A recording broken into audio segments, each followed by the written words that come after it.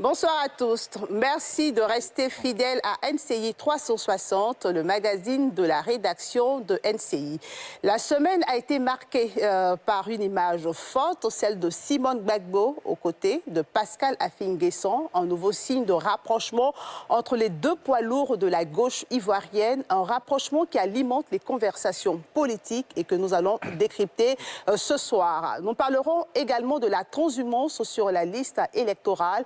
La CEI a fait une mise en garde au cours d'une visite des sites d'enrôlement et le dernier sujet sera la première comparution au tribunal de l'ancien président guinéen Dadis Camara. Il a rejeté les faits qui lui sont reprochés et dénoncé un complot. Pour aborder ces sujets, j'ai le plaisir de recevoir pour vous et chez vous Isiaka Sangaré, secrétaire général et porte-parole du FPI. Bonsoir. Bonsoir, madame. Merci d'être avec nous. Je vous en prie. Nous avons Arthur Banga, historien, analyste politique. Bonsoir Arthur. Bonsoir. Juste à côté de vous, Landry Kyo, juriste. Bonsoir. Bonsoir. Merci d'être là également. Éric Douot, vous êtes analyste et cofondateur de la Garde citoyenne. Bonsoir, merci d'être là. Sylvain Guédé-Débailly, journaliste, rédacteur en chef du site connexioivoirienne.net. Bonsoir. Bonsoir, merci d'être là. Et puis Michel Betta, directeur de publication du journal Le Bélier. Bonsoir. Bonsoir. Messieurs, bienvenue encore à ce 360 qui va se dérouler dans une atmosphère particulière. Coupe du Monde oblige, certains sont heureux tandis que certains sont un peu tristes. Je vous propose, avant de commencer le débat de ce soir, de suivre ce reportage de la rédaction de NCI, la visite de Simone Gbagbo à Affi-N'Guessan. Abidjan Cocody de Plateau, siège du FPI, Front populaire ivoirien. Sur les lieux, une hôte de marque, un membre fondateur, Simone Yves Gbagbo, reçu par le président du parti Pascal Affi-N'Guessan, une première prise de contact officielle et symbolique entre deux grosses figures de la gauche ivoirienne. L'un à la tête du FPI et l'autre présidente du MGC, Mouvement des Générations Capables. Au terme d'une entrevue d'une demi-heure, les deux partis abordent de larges sourires, trahissant une certaine complicité et laissant croire en une future coalition. Un projet dont l'ex-première dame n'écarte pas l'éventualité. Nous avons ensemble, réfléchi au fait que notre obédience politique, normalement, est la même. Nous sommes tous les deux des partis de gauche, des partis issus de la social-démocratie. Et à ce niveau-là, il est possible de bâtir quelque chose ensemble. Mais ça, c'est de bonne volonté doivent s'exprimer. Il faudra qu'on s'asseye pour en parler. On a juste évoqué le fait que c'est possible qu'il y ait des choses ensemble. Bien avant, l'hôte du jour dit être venu exprimer sa gratitude à son ancien parti pour sa participation à l'Assemblée générale de création du MGC et de l'élection de Simone Gbagbo au poste de présidente de la nouvelle formation de gauche, son cheval pour la course au fauteuil présidentiel en 2025. Une compétition pour laquelle elle se rapproche également du président du PDCI-RDA, Henri Konan Bédié, qu'il a reçu quelques semaines auparavant. Isiaka Sangaré, le FPI a toujours tendu la main à Simone Gbagbo. À ce stade, peut-on dire que Simone Gbagbo accepte la main tendue du FPI ou c'est juste une visite de courtoisie? Oui, il est bien évident que la visite de courtoisie est la suite d'un ensemble d'actes posés déjà par le Front populaire ivoirien. Comme on l'a dit clairement, notre vocation a toujours été de fédérer la gauche. Donc, fort de cela, au sein de la dissidence qui a eu lieu dans le parti, nous n'avons pas manqué de mettre en œuvre des missions pour aller vers Mme Gbagbo. Il faut laisser le temps au temps, il faut laisser le rapport de force s'exprimer à un moment donné, et puis la confrontation fait jour à la possibilité de marcher ensemble. Et nous saluons donc cette opportunité et nous nous en réjouissons. Est-ce que c'est trop tôt de dire que le passé est derrière? Oh, le passé est derrière. Le passé est derrière parce que nous avons la certitude que les enjeux à venir nous obligent à faire en sorte que nous avancions pour que cette gauche-là continue d'apporter à la Côte d'Ivoire son idéal, parce que les populations en ont fortement besoin. Arthur Banga, analyse de cette visite de Simone Gbagbo à Affi-N'Guessan, ce n'est pas un fait anodin. Non, ce n'est pas un fait anodin, c'est un fait que moi aussi que je salue déjà. Il évoque deux choses, à mon avis. Si la personnalité, Laurent Gbagbo, qui légitime la gauche, n'a pas pu fédérer, peut-être que le parti historique, même si le PPACI est sorti, c'est encore la tendance à Finguessan qui a conservé le titre historique du FPI, qui peut s'amener à rassembler la gauche. Mais de toute façon, il y a un besoin pour moi, il y a une nécessité que la gauche se rassemble pour donner plus d'écho à ces idées de gauche. Il a dit, il y a un idéal qui pour moi, a toute sa place dans la vie et dans le combat politique. Après, pour le FPI, il y a vraiment un problème de ligne. Parce que, est-ce qu'on veut une alliance avec le RHDP ou on veut fédérer la gauche? Il faut bien qu'on se positionne. Okay. Parce que quand vous écoutez le discours au fondateur du MGC, ça a été une attaque en règle sur le bilan du RHDP, sur la façon de faire du RHDP. Aujourd'hui, le FPI négocie une alliance avec le RHDP et veut rassembler la gauche. Donc pour moi, il y a déjà un problème de ligne qu'il faut tracer. Est-ce qu'on suit, du côté du FPI, la ligne idéologique, qui est celle du rassemblement idéologique? En ce moment, on essaie de tout. Ou on suit une ligne, pour moi, qui n'est pas idéologique, peut-être plus pragmatique en quelque sorte, mais il faut faire le choix. Il faut assumer ce choix-là. Ok, il aura certainement l'opportunité de vous répondre. Le temps pour Landry Cuyot de dire ce qu'il pense de cette visite. Déjà, merci bien pour la parole. Déjà, il faudrait saluer cet esprit de camaraderie, de courtoisie, de civilité qui existe et qui est prouvé là par ces images pour dire qu'au-delà même du jeu politique, des confrontations et des batailles, on a quand même des années de vie, d'expérience, de pratique qu'il ne faudrait pas rejeter du revers de la main juste parce qu'on a des positions divergentes. Ça rassure déjà les militants de gauche, les sympathisants, mais ça rassure toute la population de savoir que les hommes politiques en Côte d'Ivoire peuvent se rassembler, se retrouver, discuter, échanger des sourires sans qu'il y ait eu précédemment un drame ou une tragédie. Je salue déjà cela. La seconde chose, c'est que cela prouve que le président Afin-N'Guessan est quelqu'un de fréquentable et il fait tout pour l'être. C'est quelqu'un qui s'ouvre. Rappelez-vous que vis-à-vis de Simone Yves Gbagbo, il a eu le geste qui va avec élégance. Lorsque Charles Blé Goudé rentre à Abidjan et qu'il donne rendez-vous à ses partisans à la place CP1, sous la pluie, le président Afin-N'Guessan y était. Donc il y a quelqu'un qui, en tant que leader, se donne les moyens de prouver, à toute fin utile, qu'il a la capacité de rassembler. Et ça, c'est très important pour la suite. Quitte à savoir si sa ligne est celle de pouvoir se rapprocher, tactiquement parlant, du RHDP ou de reconcentrer la gauche, afin de pouvoir se donner une position beaucoup plus forte, c'est à nous de pouvoir apprécier dans tous les cas. Le président Pascal Afin-N'Guessan veut agir de manière pragmatique. Ben pour aujourd'hui, pour ce que nous voyons, nous ne pouvons dire que d'emblée, il y a de la qualité chez cet homme-là. Okay. Et il ne faudrait pas surtout oublier que Simone Yves Gbagbo avait précédemment vu le président Bédié pour lui faire savoir ses ambitions d'aller à la présidentielle. La question fondamentale qui va se poser est celle-ci. Si la gauche doit se retrouver, il va falloir dégager un leader qui va pouvoir la conduire, la porter à la présidentielle. D'accord, on reviendra sur la question du leader. Éric Douot, comment vous voyez cette visite, ce rapprochement?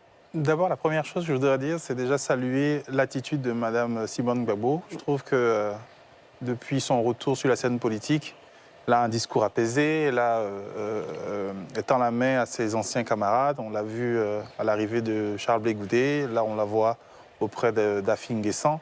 C'est une belle image que ça donne, en tout cas, de cette dame qui a marqué notre histoire politique et qui va continuer, je pense, à la marquer avec la création de son parti. En tout cas, l'acte 1 de son parti, puisque ça a été transformé lors de l'Assemblée générale. Et la nature de la visite était, ça a été dit pendant la petite conférence de presse improvisée devant le siège du FPI, c'est simplement une visite de courtoisie pour les remerciements au FPI d'avoir participé à l'Assemblée générale extraordinaire.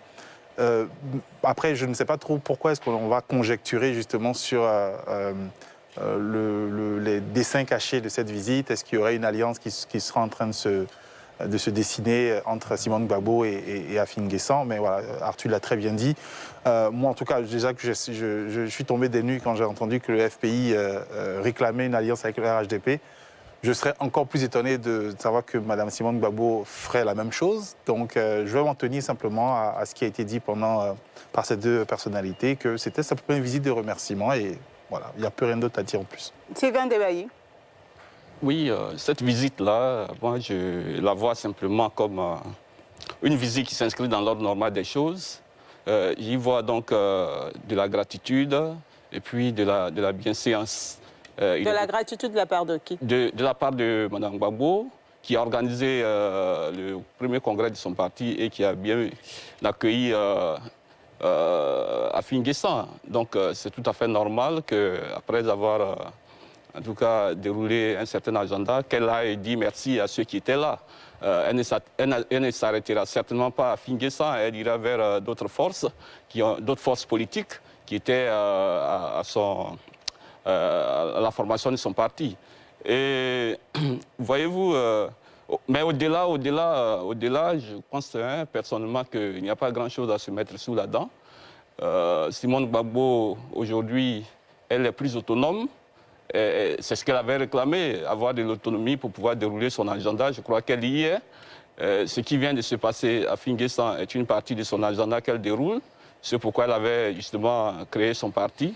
Mais parce que vous savez qu'il y a quelques mois en arrière, elle ne pouvait même pas oser cet affichage avec Afin Guessan. Parce que, bon, elle était encore enrôlée au FPI. D'où la symbolique du geste, la symbolique voilà, de la photo. Au FPI Gore, autrefois. Donc, ce rapprochement d'Afin Guessan était quand même de l'ordre de l'impensable. Bon, aujourd'hui, elle est tout à fait à l'aise de voir avec qui elle se met. Mais en même temps, je donne raison à Arthur quand il dit que pour le moment, il est trop tôt de parler d'une alliance idéologique, d'un rassemblement de la gauche. C'est, à mon avis, pour l'instant illusoire parce qu'on ne pourrait pas comprendre que quelqu'un qui veuille rassembler la gauche fasse un clin d'œil à la droite et que les jours impairs, Simone Gbagbo également, qui va se rapprocher du PDCI, bon, c'est un méli-mélo qu'on ne comprend pas très bien. D'accord. Justement, le porte-parole du FPI est sur le plateau. Il va nous expliquer. Michel Betta, votre... Oui, moi, ils ont à peu près tout dit, mais moi, ce que je voulais faire remarquer, c'est qu'aujourd'hui, ce rapprochement, d'aucuns pourraient penser simplement que Simone Gbagbo se rapproche d'un fille qui va au RHDP. Et c'est ce qu'il y a à craindre, au-delà du geste de courtoisie d'une visite. Parce que, pourquoi à craindre? Non, c'est ce qu'il y a à craindre quand je le dis, parce que de tout ce qu'on a, les partisans du PPACI, comme on dit, des Gore, ont reproché à FI, c'est de vouloir inféoder la gauche au RHDP, à en faire une droite. Donc aujourd'hui, en voyant Simone Gbagbo se rapprocher d'AFI, on se demande bien si ce n'est pas ce départ-là qui donne raison à ceux qui se sont éloignés très tôt d'AFI, en évitant AFI, en disant d'AFI qu'il était un traître. Okay. Donc si ce n'est pas ce rapprochement des traîtres qui se fait au vu au-dessus de tous. Bref, c'est la première impression que ça me donne. Que ça donne. Issa Sangaré, je sais que vous êtes très impatient de répondre justement sur cette ambiguïté au niveau du positionnement idéologique du FPI. Alors, je crois que je suis sur le plateau. C'est une opportunité, hein, parce que j'ai participé aux différentes rencontres. J'ai l'avantage, en ma qualité de porte-parole et secrétaire général, de pouvoir donner un ensemble d'informations. Il faut donc dire que ce qu'on appelle ambiguïté ne l'est pas véritablement. Parce que quand on parle de la ligne du Front populaire ivoirien, la ligne idéologique, c'est vrai, nous sommes de gauche. Mais la gauche, l'approche sociale et démocratique, est aussi une approche qui met en évidence un ensemble d'éléments. Donc cette gauche-là n'est pas antinomique avec la volonté de mettre en évidence des thématiques essentielles. Il faut tenir compte de notre environnement. Nous sortons d'une période de crise, 2010-2011. Nous essayons de pacifier la société pour lui donner les moyens de s'exprimer, pour lui donner les moyens de se relancer et de se reconstituer. Donc fort de cela, quand nous disons qu'il y a une alliance possible avec le RHDP, nous nous inscrivons dans cette dynamique-là. Cela n'est pas opposé à la volonté de fédérer la gauche. Dans tous les cas de figure, c'est une approche idéologique qui devra s'exprimer. Mais est-ce que c'est possible, cette approche idéologique? La droite c'est une approche. Non, l'approche idéologique relativement à la gauche devra s'exprimer. Donc la gauche ne disparaîtra pas de l'écran politique. Et c'est une erreur de dire qu'à un moment donné, on a vu une approche de droite. Ce n'est pas vrai. Ce n'est pas vrai. Nous sommes restés sociaux-démocrates dans notre approche. Nous sommes de gauche, nous essayons de fédérer à gauche parce qu'il y aura une élection en 2025. Il n'est pas exclu qu'il y ait une candidature de gauche. On n'a jamais parlé de fusion avec le RHDP. Il faut qu'on soit clair là-dessus. Il ne faut même pas qu'il y ait d'ambiguïté. On a dit simplement que nous fédérons et nous ne sommes pas fermés à un échange avec le RHDP dans l'environnement qui est celui-là, qui doit mettre en évidence le renforcement du jeu démocratique en Côte d'Ivoire. qui doit mettre en évidence la cohésion sociale, la réconciliation en Côte d'Ivoire, qui doit engager la dynamique de développement de notre pays. Donc, fort de cela, nous pensons qu'il y a des thématiques essentielles et qu'il faut avancer. Dans tous les cas de figure, aujourd'hui, ce qu'on nous reprochait, beaucoup se sont engagés là-dedans. Je suis heureux d'entendre que Afin N'Guessan incarne aujourd'hui cette possibilité-là de fédérer la gauche. Et c'est une réalité. C'est une réalité. Nous n'avons pas manqué de dire dans une interview que nous envisageons une alliance avec le RHDP. Ça n'a pas exclu que nous ayons des échanges. Ça n'exclut pas aujourd'hui que des partis qui sont de gauche essaient d'avoir des alliances avec des partis de droite. Ce qui va être évident à un moment donné, c'est quelle est la problématique. Qu'est-ce que nous voulons faire de notre pays? Comment nous voyons la démocratie?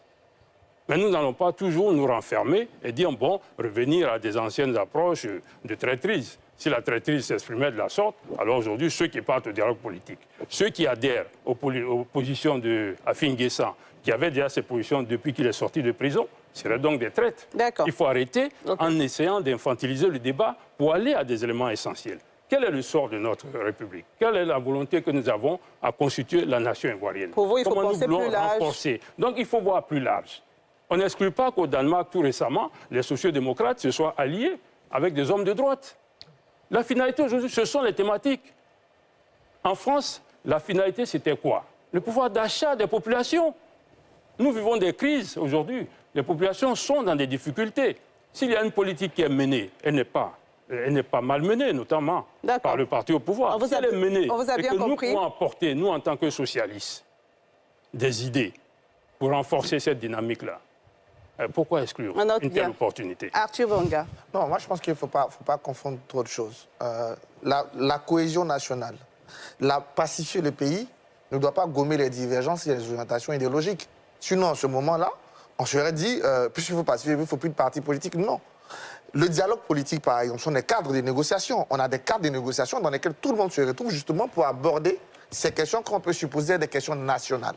Mais on ne peut pas venir dire que pour pacifier le pays, on va gommer les orientations idéologiques. Deuxième chose qui est très importante, d'ailleurs, quand on prend l'exemple du Danemark, je précise que le Danemark, la social-démocratie s'allie à la droite pour contrer l'extrême droite, parce que là, il y a une menace sur tout ce qui est vitalité, aux yeux de la démocratie, aux yeux des fondements, mais qui sont menacés. Pour l'instant, moi, je ne vois pas les fondements menacés. Mais plus grave encore pour le FPI, c'est justement dans son évolution, ce manque de ligne, qui, pour moi, l'a trahi même en 2020, aux élections de 2020. On a eu un parti qui occupait un très bel espace d'une opposition constructive, qui a voulu être dans une opposition en construisant, et tout à coup, qu'arrivent les élections présidentielles, bralala, bouf, il se retrouve dans une opposition radicale, extrémiste. Il en ressort, il espère entrer dans des coalitions, ça ne marche pas, il retourne encore au pouvoir. On a l'impression, pour moi, ça crée un vrai désordre dans ce que le FPI... je suis désolé. Laissez-le terminer. Dans ce que le FPI est en train de faire. Depuis 2012-2013, il n'y a pas de ligne. La ligne peut être claire, ça peut être une opposition constructive en voulant rassembler la gauche. Mais quand on veut aller à des alliances, on veut construire, il faut avoir une ligne. Et pour l'instant, le FPI n'a pas de ligne. C'est pas clair aux yeux de leurs militants et des analystes. Il ne peut pas s'engager au nom des militants du FPI. Et dire que le FPI n'a pas de ligne, ce n'est pas vrai. Le FPI n'a pas cherché à rentrer dans une coalition. C'est un ensemble de coalitions qui s'est renfermé. Un axe qui s'est dessiné, qui s'est renfermé. Donc je suis désolé, notre ligne, elle a toujours été la même, la transition pacifique à la démocratie. Très bien. La transition, attendez que je vous le dise, la transition pacifique à la démocratie, c'est ça la ligne. Notre approche, notre ancrage idéologique est toujours la gauche. D'accord. Et c'est ce qui a toujours été dit. Maintenant, si on veut en faire un débat, on en fait un débat, mais si on veut en faire une ouverture, alors chacun donne sa position, et puis voilà, essaie de la justifier. Moi, j'ai le sourire parce que quand on me parle de positionnement idéologique, je m'interroge. On a le PPACI qui est de gauche et qui se rapproche du PDCRDA qui est de droite. Et puis ça n'horripile personne. Ça veut dire quoi? Ça veut dire on n'en fait pas un débat, on n'en fait pas une suite. Au contraire, on voudrait peut-être 2-3 personnes, mais juste pour dire... Des observateurs, on l'ont relevé. Oui, bien sûr, que des observateurs ou que quelques personnes. Ça veut dire quoi? Ça veut dire qu'en réalité, aujourd'hui, qu'est-ce qui se passe dans notre pays? Certainement que cela peut constituer une menace quant à la démocratie, à la cohésion sociale, parce qu'on a eu des multitudes d'alliances de ce genre et qui n'ont pratiquement rien donné à la fin. C'est bien de cela qu'il est question. Sinon, la question idéologique, à la limite, moi, quand on en parle dans ce pays, je souris. Parce que ça n'existe pas. Il n'y a que des alliances tactiques et stratégiques à l'effet de dégager X du pouvoir et de parvenir au fauteuil présidentiel. Maintenant, c'est la question de... Mais je suis d'accord avec vous. Pour nous, c'est une question d'offre aujourd'hui. On nous dit qu'on va pouvoir se rapprocher de X et Y sur des thématiques précises à l'effet de pouvoir apporter des solutions pragmatiques. Je dis attention, c'est un écran de fumée. Parce que la vérité, c'est qu'aujourd'hui, on est dans une situation qui consiste à survivre politiquement. Je veux survivre et je veux que l'autre qui est en face de moi n'arrive pas à ses fins. Par voie de conséquence, je vais m'allier à X qui est plus fort et à Y qui est plus fort. Donc c'est une alliance d'intérêt? Absolument, au mépris de l'ordre idéologique qui devait conduire la politique et la démarche des uns des autres. Vous demandez à des électeurs ivoiriens, vous votez pour qui? La gauche, c'est quoi pour lui? La gauche, ça ne représente rien du tout. Ça représente pour vous, pour moi, pour des personnes qui ont un certain niveau quelque chose, mais dans la réalité ivoirienne, les gens votent pour Monsieur X, pour Madame Y, et l'on se coalise en fonction de cela. Et je ne voudrais pas que pour 2025 ou 2023, on soit dans une situation qui va nous emmener à une catastrophe. Si le président Finguessan et le FPI portent l'ambition de pouvoir rassembler la gauche, alors cette ambition, elle est tout à fait naturelle et tout à fait légitime, qu'il lui donne un contenu, on l'encourage dans ce sens-là. Parce que dans tous les cas de figure, pour ce que nous voulons que la Côte d'Ivoire soit en termes politiques de maturité, on a bien besoin aujourd'hui d'offrir aux Ivoiriens une offre de gauche. On a bien noté, Landruki, on a bien noté. Michel Beta. Non, moi, je suis toujours à me poser la question, qu'est-ce que le FPI d'Afingessan veut? Parce qu'après avoir pris un parti qui a gouverné pendant 10 ans, c'est aujourd'hui d'être président. Mais on a l'impression qu'il veut forcément s'allier à ceux qui sont au pouvoir, ou bien à une alliance pour ne même pas lui-même s'exprimer personnellement. Comme on le voit avec Laurent Gbagbo aujourd'hui qui fait des tournées, qui a toujours son leadership, on voit au moins qu'il mobilise et on voit qu'il veut reprendre son pouvoir, il veut revenir au pouvoir. Mais ce n'est pas ce qu'on observe chez la dynamique dans la dynamique d'Afingessan. Et c'est cela qui est dommage. Quand on prend le FPI, c'est pour venir gouverner, ce n'est pas pour venir s'allier. Sylvain Debailly. Oui, je pense que monsieur le secrétaire général Isiaka Sangaré est bien placé pour parler des choses du FPI. Mais en même temps, il faut qu'il permette que nous aussi, de loin, qu'on puisse quand même ébaucher nos observations. Parce que je pense que personnellement, dans une ligne politique, il faut de la lisibilité. De la lisibilité pour ceux qui dirigent le parti et de la lisibilité pour les militants, ainsi que pour tous ceux qui sont des observateurs politiques en Côte d'Ivoire. Voyez-vous, vous savez, la grande bataille qu'il y a eu ici au FPI, faut-il, entre la bataille entre Laurent Gbagbo et Afingessan, et finalement Laurent Gbagbo qui décide de s'en aller, de laisser le FPI à Afingessan, nous pensions qu'aujourd'hui, le leader Afingessan était celui-là qui devait maintenant se servir de la balle au bon pour vraiment construire une nouvelle dynamique au FPI. Mais si c'est s'allier au RHDP, c'est-à-dire simplement un désir d'exister, ben, je pense que ce combat-là, ce grand combat avec son mentor, aurait été un combat en vain. D'accord. Éric Douot. Oui, je voudrais juste, avec très respectueusement, dire à monsieur le secrétaire général que les arguments qu'il a énoncés sont peut-être pour lui convaincants, mais moi ne me convainquent absolument pas du tout. Comme l'ont dit les autres intervenants, c'est très difficile d'expliquer aujourd'hui la trajectoire que prend le FPI. C'est vraiment très difficile. Je pense que ça doit être aussi difficile pour les sympathisants et même pour des militants du FPI. J'attends de voir parce que on entend, mais rien n'a encore été acté par des discours forts. Pour le moment, c'est juste des appels de phare au RHDP. Moi, j'attends de voir ce que ça va donner réellement dans le fond.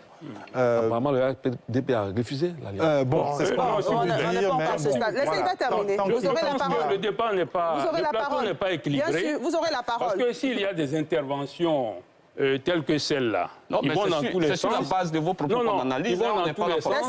Si ça va dans tous les sens, il faut qu'on comprenne une chose. La ligne du parti, on a dit clairement ce qu'elle est. Après, quand on fait des amalgames pour dire que le président Afingessan ne fait pas de tournée, je dis que ce n'est pas juste. Il faut suivre. Il y en a qui le disent, il faut suivre. L'AIP l'a dit, la dernière tournée, c'était 10 000 km sur le territoire. Moi, je ne le dis pas, je vous donne des éléments. Au moins 80 rencontres. C'est ça qui est dommage. De l'autre côté, Après, comment vous pouvez dire que le président Afin Guessan n'essaie pas de fédérer et qu'en même temps, on est en train de discuter de la rencontre qu'il a eue avec Mme Gbagbo. D'accord, justement, en parlons même de temps, cette on dit rencontre. qu'il était avec Blé Goudé à son arrivée. En même temps, il intervient pour que certaines questions sociales soient réglées. D'accord. C'est pas ça le problème. Parlons de... Rapidement. Le problème, c'est justement, Oui. comment vous voulez construire avec vos anciens camarades, Charles Blé Goudé,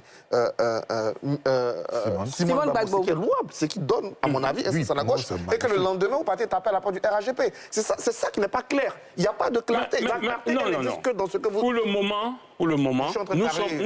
Non, je vais finir. Pour le moment, nous sommes en pourparlers avec le RAGP. On l'a dit clairement. Maintenant, nos rencontres avec Mme Gbagbo notamment, mais ce sont des rencontres.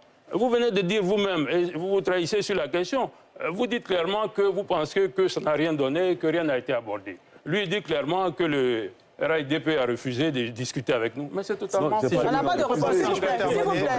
On va se comprendre. Il ne faut pas s'engager dans de telles démarches. Nous sommes dans un débat, on dit quelle est la capacité aujourd'hui du FPI à fédérer. Nous donnons des éléments. Et fort de cela, vous avez des postures, je le comprends. Mais il ne faut pas non plus déséquilibrer le plateau. Si vous me posez des questions directement, vous me les posez et je réponds sous la supervision de la journaliste. S'il vous plaît, s'il vous plaît. Achu Banga, vous n'avez pas la parole. Achu Banga, alors donnez-moi plus de temps pour que je réagisse. Est-ce que vous ne pensez pas que c'est juste? On va revenir justement sur ce rapprochement entre Simone Gbagbo et le FPI, justement. Est-ce que c'est on est en train de parler d'idéologie et certains ne comprennent pas le positionnement du FPI. Mais est-ce que c'est un rapprochement contre Laurent Gbagbo? Est-ce que Laurent Gbagbo est visé dans ce rapprochement quand on sait qu'en Côte d'Ivoire, souvent, il y a des jeux d'alliance d'intérêt? Mais Laurent Gbagbo n'est pas président de la République. Toutes les alliances qui se dessinent pour aller dans un axe précis. Nous avons la volonté de voir notre pays aller à la cohésion, aller à la réconciliation. Nous avons la volonté de mettre en évidence le renforcement du jeu démocratique. Nous avons la volonté de voir notre pays se développer relativement aux situations difficiles qui sont traversées dans l'environnement. Nous ne nous sommes pas éloignés de notre vocation de gauche. Maintenant, il y a une action. Nous avons la volonté de fédérer. C'est un fait. Mais pour le moment, rien n'a encore été engagé, même au niveau de la gauche. Mais nous considérons que nous sommes une force qui a la capacité de fédérer cette gauche. Des initiatives. Non, mais vous ne pouvez pas orienter la voie de l'acteur politique. Non, l'acteur politique a sa stratégie et il déploie une tactique. Elle est illisible. Elle est illisible pour vous, mais elle est bien lisible pour nous. Et attendez de voir la finalité. La finalité, c'est que certains disaient hier que nous étions reclus du jeu politique. Aujourd'hui, nous devenons l'élément centralisateur du jeu politique à gauche. C'est une réalité. On a bien noté. Achu Banga, vous n'avez pas la parole. Je vais donner un carton rouge. Je vais donner la parole à un téléspectateur qui nous appelle de Bingerville. Bonsoir, monsieur.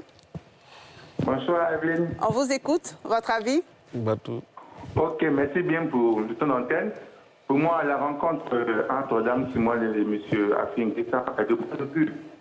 Le bon augure. Je crois que c'est une situation qui va progressivement arriver à rassembler toute la gauche. Merci. Moi, je n'ai aucune inquiétude quant à ce rapprochement Simone, Afi, Oublé contre Gbagbo. Non. Je pense que c'est progressivement jusqu'à ce qu'on arrive en 2023. En 2025, vous serez tous étonnés, je ne suis pas forcément de la gauche, mais c'est mon analyse, et tous étonnés de voir toute la gauche rassemblée, pas forcément autour de l'ancien président, mais vous verrez toute la gauche rassemblée pour faire front. Voilà, je crois que tout autre candidat, mais juste qu'il ne faudrait pas penser que c'est une alliance contre M. Gbagbo, mais une alliance contre qui que ce soit. Voilà un peu mon avis. Et je demande aux différents spectateurs, aux différents intervenants, d'avoir une vision assez large. Parce que pour moi, M.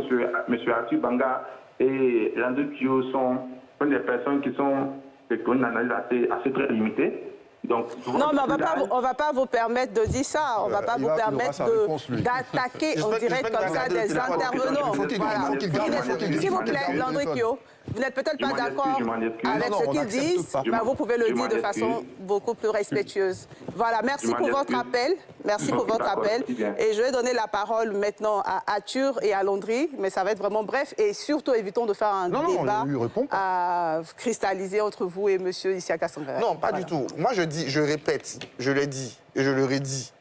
La démarche de rassembler la gauche, elle est utile, elle est nécessaire et elle s'impose. Ça, vous l'avez dit. Voilà. Mais ce que je répète aujourd'hui, on ne peut pas... Vraiment, je ne sais pas comment on fait pour me dire que ça, c'est lisible. De vouloir dire, on va rassembler la gauche et on va aller taper à la porte du RHDP. Pour moi, c'est quelque chose de carrément illisible. Et dernière chose que je voulais préciser, il faut arrêter de mettre dans la tête des Ivoiriens, parce qu'on a entendu, par exemple, pendant l'élection du président de l'Assemblée nationale, la réconciliation, la pacification, non, ça n'empêche pas le débat démocratique. On peut tout à fait réconcilier en étant de gauche, en étant de droite, en portant ces sujets. D'accord, Arthur. Voilà, donc il faut arrêter de Landry dire Kyo. que parce qu'on recherche la réconciliation, on recherche la pacification, en fait, non, ça n'empêche pas les débats contradictoires, au contraire. Au contraire. Landry Kyo. Alors, je tiens à rappeler à toute fin utile que lorsque j'ai fait ma première prise de parole, j'ai salué la capacité du président Afin-N'Guessan à pouvoir rassembler la gauche. Et j'ai salué ça. Mais ce qui est illisible, peut-être que c'est lisible pour d'autres, on atteint ce niveau-là. Mais à notre niveau, ce qui est illisible, c'est qu'on veut rassembler la gauche et que de l'autre côté, on fait des appels de pied vers la droite, n'est-ce pas? Peut-être que d'un point de vue, et c'est en cela que je tire ma conclusion qui est celle-ci, peut-être qu'on on est dans une démarche tactique qui consiste à pouvoir sortir du lot, se donner les moyens de pouvoir briguer des postes, parce que l'alliance avec le RHDP va consister en quoi concrètement? Si cela arrivait, supposons qu'un instant que les gens se rassemblent et puis ils disent d'accord, faisons une alliance stratégique pour l'élection des municipales et régionales. Ça va consister à avoir des listes communes. Mais les listes communes qui seront constituées auront quel effet? De pouvoir faire perdre l'autre alliance qui est en face de nous, celle du PPACI et du PDCA-RDA qui est encore en souffrance. La réalité, c'est quoi? C'est pour faire perdre l'autre. Mais on ne fait pas perdre le parti au pouvoir, pas du tout. Parce qu'en réalité, il va falloir qu'il y ait une tête de liste et la tête de liste va forcément sortir, en tout cas dans la majorité du parti au pouvoir. Non, c'est juste dire aux gens qu'il y a une lisibilité, c'est simple la politique. Ça ne relève pas des choses qui sont divinatoires, c'est très simple la politique. C'est je veux conquérir le pouvoir d'État, mais avant d'y arriver, il va falloir que je sois au niveau de l'opposition, celui qui soit le mieux placé possible.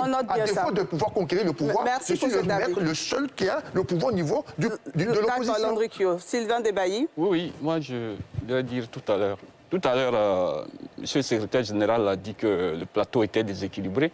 Moi, je voudrais qu'il soit ici, qu'il soit vraiment à l'aise.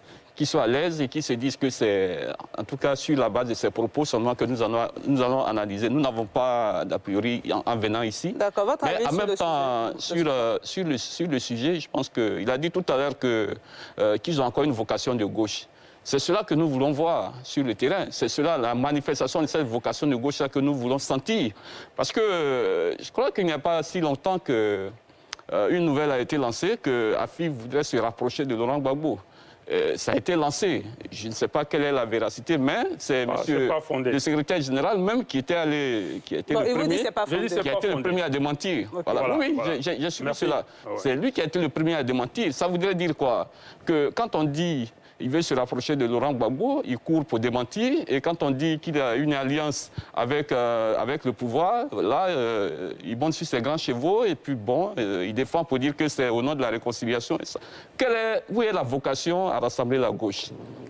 C'est ce que nous voulons savoir. D'accord. Quel est le vrai leader aujourd'hui de la gauche? Mais la vocation à rassembler la gauche, mais vous la sentez? C'est l'une des raisons, c'est l'une des thématiques abordées. Dès le départ, qu'est-ce qu'on a dit? On a fait croire que, bon, Afin-N'Guessan, il n'avait pas cette capacité. On a utilisé des termes qui n'avaient aucun sens, qui étaient l'expression de ce que les gens n'avaient pas une capacité à se projeter en termes de vision. Afin-N'Guessan est engagé dans une vision. Et ceux qui savent lire vont décrypter. Aujourd'hui, politiquement, qu'est-ce qui se passe? Nous avons contribué au retour de Charles Blé Goudé. Nous avons aujourd'hui la capacité de contribuer dans les échanges. D'accord. Dans la vocation à faire en sorte que cette question se règle au mieux. Ce sont les autorités qui ont pris la décision, mais nous y avons contribué dans un échange que le président Afi a eu avec le président de la République. Au dialogue politique, c'est moi-même qui ai porté la question. Nous avons donc joué à ce niveau. Au niveau de Mme Gbagbo, c'est pareil, nous l'avons invité à notre congrès. nous avons fait en sorte que notre capacité à fédérer soit réelle. Bon, aujourd'hui, on nous dit des choses, mais il faut dire merci à Finguessan. Et sans vraiment, sans entrer dans les approches. Pourquoi? Merci parce que cet appareil, le FPI, qui a été construit et qui avait une réelle capacité dès le départ, qui nous a permis même d'accéder au pouvoir, cet appareil a été maintenu. Quand bien même il y a eu beaucoup de turbulences. Quand bien même certains ont cru qu'en se départissant de cet appareil, ils avaient l'occasion de faire en sorte que sa marche ne soit plus. Il y a eu des anathèmes qui ont été ressortis, je ne vais pas revenir là-dessus. Donc nous avons cette vocation et nous y sommes engagés aujourd'hui, véritablement. Maintenant, certains disent, OK, vous échangez avec le parti au pouvoir. Oui, si nous sommes l'épicentre du rapprochement des Ivoiriens, si nous sommes l'épicentre des actions à venir qui vont permettre aux Ivoiriens de se parler entre eux, si nous sommes l'épicentre d'une politique qui va permettre de sortir du jeu des clivages inutiles, il ne faut pas que nous jouions dans un jeu où certains pensent qu'ils ont l'état de grâce, eux peuvent faire des choses, mais quand il s'agit des autres, ce n'est pas possible. Okay. Oui, à Finguessan aussi l'attitude de mener une action dans l'intérêt de la démocratie, dans l'intérêt de l'expression du jeu politique, d'avoir une approche tactique. Et c'est ce qui se fait aujourd'hui. Nous avons cette volonté de rassembler. Et cette rencontre n'était pas seulement une rencontre de façade pour dire oui, on est venu pour remercier. Madame Gbagbo, pour qui on a beaucoup de respect, n'avait pas besoin forcément de se déplacer pour cela. C'était un symbole. Et les différentes communications l'ont dit clairement. Et on l'a salué sur ce plateau. Ça n'exclut rien du tout. Issaka Sangaré, on vous a bien compris. Il y a un téléspectateur qui a une question pour vous. Bonsoir. Je n'ai pas bien noté votre nom. Est-ce que vous pouvez poser votre question, notamment sur la base, la mobilisation de la base dans ces alliances? Moi, ma question, c'était, lorsque les leaders politiques, là, lorsqu'ils font les alliances... Reprenez la question. Oui, bonsoir, madame. Oui, on vous écoute. Oui, je voudrais savoir, lorsque les leaders politiques, là, lorsqu'ils décident de faire des alliances avec d'autres partis politiques, je voudrais savoir s'ils tiennent compte au moins de nous qui sommes des militants, qui les suivons au quotidien. Voilà, c'est là ma question. D'accord, merci bien, Monsieur Enyongo, si j'ai bien noté votre nom. Merci pour votre question. On a un seul leader politique sur ce plateau, notamment, sa question, c'est est-ce qu'il y a une consultation de la base dans les alliances, que ce soit avec le rapprochement avec Simone Gbagbo, pas forcément qui est récent, mais dans toutes les alliances, est-ce que la base est consultée? Oui, mais il est évident que la base est consultée. Nous avons une instance qui est le comité central, qui réunit donc toutes les instances du parti. Quand il y a une telle démarche, le comité central est informé. Mais nous avons dit clairement que nous sommes en pourparlers avec le RHDP.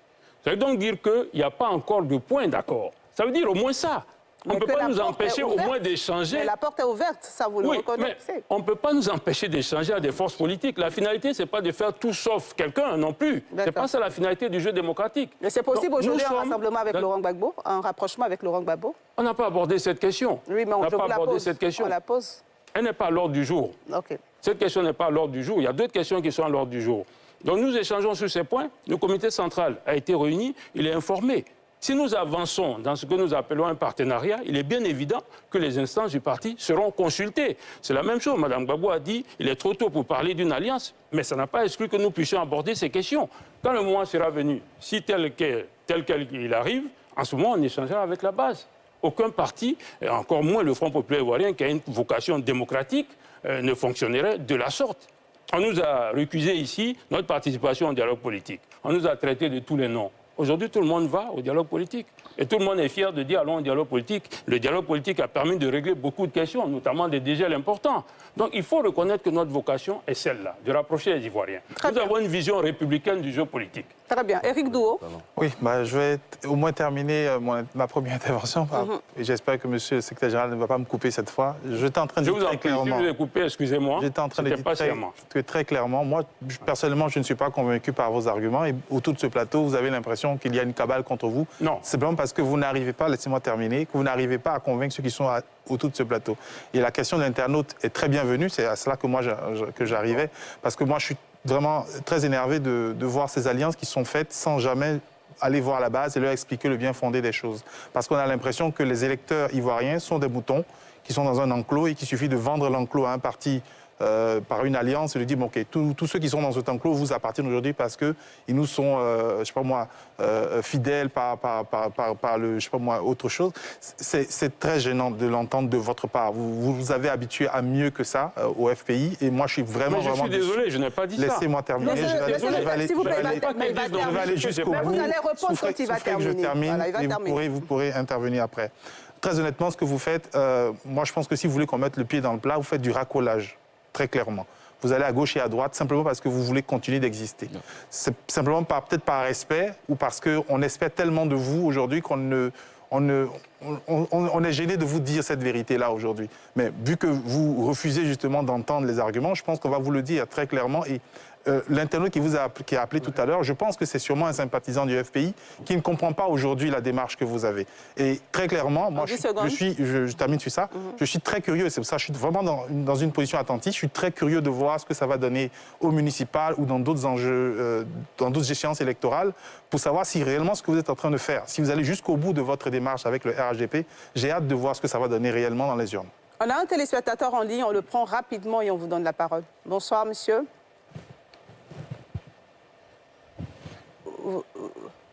D'accord. Issaka Sangaré. La finalité en venant sur ce plateau, ce n'est pas de vous convaincre. Nous nous adressons aux Ivoiriens. Vous posez... Non, vous posez des questions. La finalité, ce n'est pas de vous convaincre. C'est de dire ce que nous pensons. Sinon, on fait un débat, un face-à-face, et puis on se donne les arguments, contre-arguments. On ne cherche pas à vous convaincre. Mais prenez aussi en compte ce qu'on essaie de dire. Essayez de comprendre, d'avoir une approche, je dirais, sémantique de ce que nous essayons de dire. C'est vrai, vous n'êtes peut-être pas un acteur politique, vous faites une analyse. Nous sommes des acteurs politiques. La politique aussi, c'est un métier. On peut en penser ce qu'on veut. Nous avons des approches tactiques, nous les déclinons. Pourquoi on ne pourrait pas échanger avec le RHDP? Pourquoi on ne pourrait pas échanger en même temps avec la gauche? Encore qu'on n'a pas abouti. Après, quand on s'engagera, chacun dira « je m'engage jusqu'à tel niveau » ou « je ne m'engage pas parce que vous avez telle approche ». C'est ce qu'il faut dire. Mais dire que nous faisons du racolage parce que vous ne comprenez pas, je dis c'est manquer de respect aussi aux autres. Il ne faut pas présenter les partis politiques qui sont des institutions qui concourent à l'expression démocratique sous ce jour-là non plus. Mais c'est justement votre manière de faire la politique qui décrédibilise. Je termine. C'est justement cette manière de faire la politique. Vous lui donnez l'occasion de répondre. Ça ne décrédibilise rien. Très honnêtement, c'est pour ça que vous me dites que celui qui intervient, c'est un militant du FPI. Vous avez là. Ah non, je n'ai pas dit. J'ai dit ça pourrait l'être. Monsieur, un peu d'autres sur ce plateau. On va se comprendre. Merci Issaka Sangaré, Action Bonga et ensuite Landry Kyo. Et ça va être le dernier tour de table sur cette question. Il suffit juste de regarder les taux de participation aux élections. Il suffit juste de convoquer un meeting aujourd'hui et de voir comment s'est passé les meetings il y a 10, 15, 20 ans pour voir qu'aujourd'hui, les partis politiques sont crédibles qu'à vos yeux, vous, hommes politiques. Les partis politiques sont décrédibilisés et en grande partie parce que quand on milite dans un parti politique, on a tous ici eu le temps de militer dans un parti politique avant de ressortir. Moi, je vais prendre l'exemple de l'appel de Daoko. En 2014, en 2013, il y a un congrès du PDC-RDA qui dit qu'il faut que le PDC-RDA ait un candidat. Le président Bédié reçoit le président Alassane Ouattara et il vient et dit aux militants on va tous derrière Alassane Ouattara et bon, par magie, on va créer un congrès extraordinaire qui va valider. UDPCI, même chose. Assez rapidement. Non, c'est important. La question de l'internaute est importante. UDPCI, même chose. Ils sortent du RHGP. Le président Maboutou Akes va et un matin, paf, allez, on finit, on convoque les gars à Bellecote, de causerie, hop, on repasse. Ça, c'est ne pas respecter les militants. Le même militant, un militant du PDCI, en 2010, il a voté Alassane Ouattara. En 2013, il a voté. En 2015, il ne doit pas voter. En 2018, il ne doit pas voter. En 2020, il doit boycotter. Et puis, rien ne dit qu'en 2025, il va le voter. On ne peut pas continuer comme ça décrédibilise la politique. On a le droit. La politique, c'est noble. Parce qu'on peut mourir avec ses idées. On peut manquer une élection, mais être content parce qu'on a défendu ce qu'on pense. Ça peut ne pas être compris aujourd'hui, ça sera compris demain. Le FPI, pendant un moment, je l'ai dit ici, je termine rapidement, ils ont pris la position d'une opposition constructive. Et en ce moment, vous insultez, nous on était les rats sur ce plateau-là, a dit c'est bien ce que vous faites, parce que vous êtes dans une opposition constructive. Quand arrivent les élections, vous vous radicalisez à point de venir dire que le président de la République parle comme une hyène agonisant. Et revenir encore demander l'alliance. Mais combien de gens, vous trouvez ça lisible? Et vous me dites que ça c'est lisible. Adjou Banga, merci. Landry Kyo. Je voudrais que l'on puisse apprécier l'état des lieux de l'environnement politique ivoirien. Et je dis avec courage qu'on a une opposition qui se cherche. C'est gentil. Elle se cherche, non, bon, il faut être élégant. Elle se cherche, que ce soit le PPACI qui n'a encore aucune proposition, puisqu'on a encore convoqué des jeunes afin de réfléchir sur leur situation. Il n'y a pas de fond, il n'y a rien, on se cherche. Et en face, on a un parti au pouvoir qui, lui, se trouve. Il se trouve tellement qu'il se renforce. Il se trouve tellement qu'il avance. Mais le PPACI n'est pas sur ce plateau. Non, je donne mon analyse. Voilà. Parce qu'aujourd'hui, la question qui se pose avec le FPI est une question qui intéresse l'ensemble de l'opposition ivoirienne. Et la réalité, c'est que les autres se cherchent. Lorsqu'en face, il y a un parti qui n'est pas certainement le plus beau du monde, n'est pas le plus grand du monde, mais qui est un parti qui tient. Qui a au moins, on peut le lire. On peut savoir où il va. Quand bien on n'aimerait pas la position ou le chemin emprunté, on va. Et puis il y va. Mais il y va. D'accord, s'il vous plaît. Michel Betta. Non, mais quand il dit comme ça que les autres partis se cherchent, laissez-le terminer. Vous aurez la parole. Michel Betta. Laissez terminer. Vous aurez la parole. Parce que quand vous prenez la parole, je veux savoir où il va. Mais laissez-moi terminer. Mais allez-y. Landry, vous pouvez terminer. Mais n'est-ce pas? Mais attention. En 10 secondes, terminez. Non, terminez. En 10 secondes, terminez. Nous assumons pour dire, la réalité, c'est que cette opposition politique-là, pour la nécessité de la santé démocratique, a besoin de se trouver, de se retrouver et d'avoir un contenu, parce qu'en face, il y a un parti au pouvoir qui se donne les moyens de pouvoir atteindre ses objectifs, et depuis, il y atteint, malgré même les positions les plus extrêmes que l'opposition a pu prendre dans ce pays. S'il te plaît. Michel Betta, merci. On va faire juste une... Landry, s'il vous plaît. S'il vous plaît. Mais oui, mais tu peux pas me faire une s'il vous plaît. Merci, s'il vous plaît. Messieurs, on va faire juste une petite pause et on se retrouve après. C'est tout.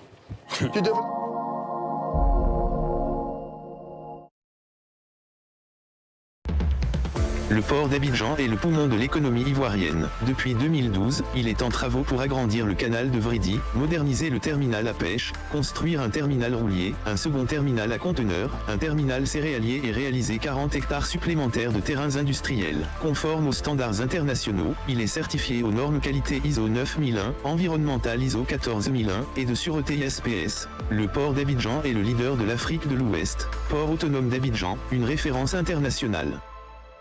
Depuis 1962, la SODEMI, Société pour le développement minier de Côte d'Ivoire, a développé une solide expertise en matière de recherche et ingénierie minière. Ses missions, exécuter les programmes de recherche géologique et minérale, participer à la mise en valeur des découvertes et à l'exploitation des gisements. Pour plus d'infos, www.sodemi.ci. Email, info@sodemi.ci. Téléphone, 27 22 22 01 00. 27 22 22 01 24. SODEMI, 60 ans d'engagement au service du développement minier de la Côte d'Ivoire.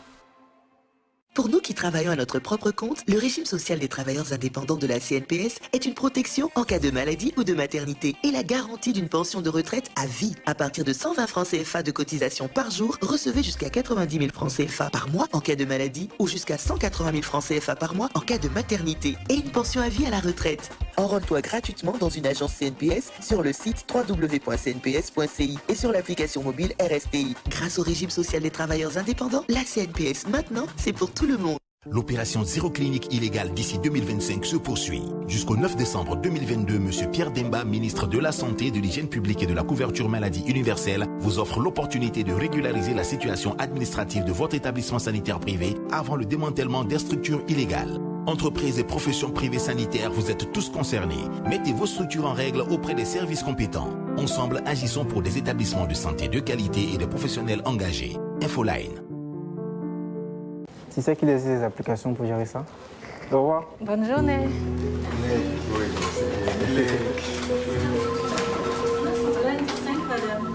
Merci.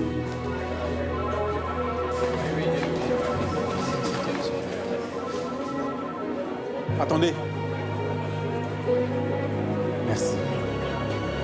Accélérer la transformation digitale de votre entreprise, c'est notre métier. Orange.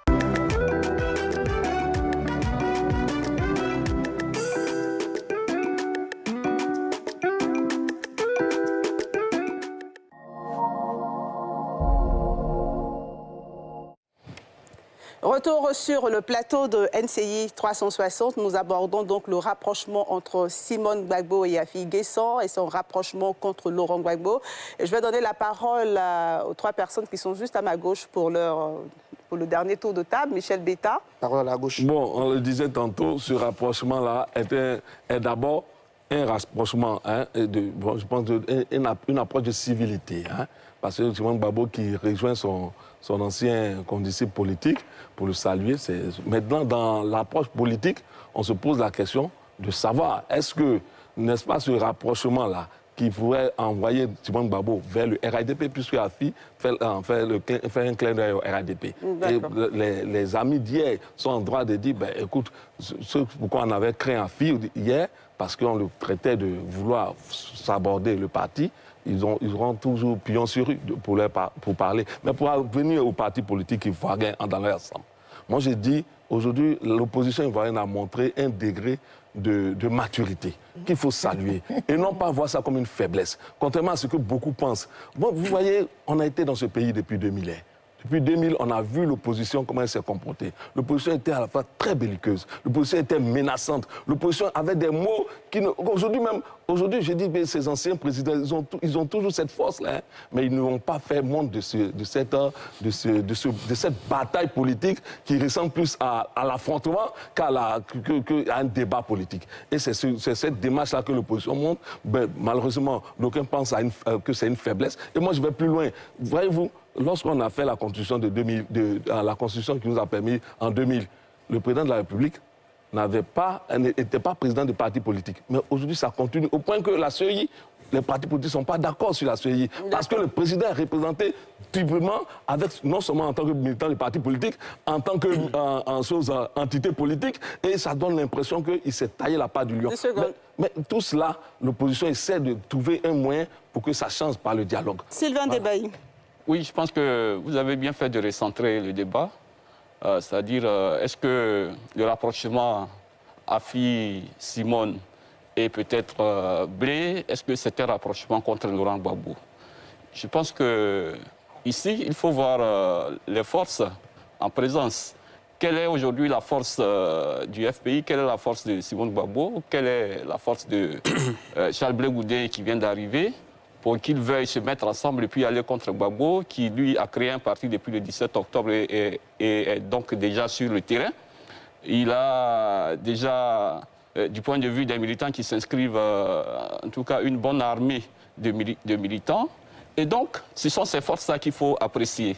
Est-ce que l'intérêt pour Afin Guessa, l'intérêt pour Charles Blé Goudé, l'intérêt pour Simone Gbagbo, est-ce que c'est d'aller à la conquête du pouvoir ou d'aller contre Laurent Gbagbo, qui est lui aussi un opposant? Ce serait l'opposition qui va contre l'opposition. Est-ce que c'est cela qui va construire la nouvelle dynamique de l'opposition? Moi, je suis là à m'interroger.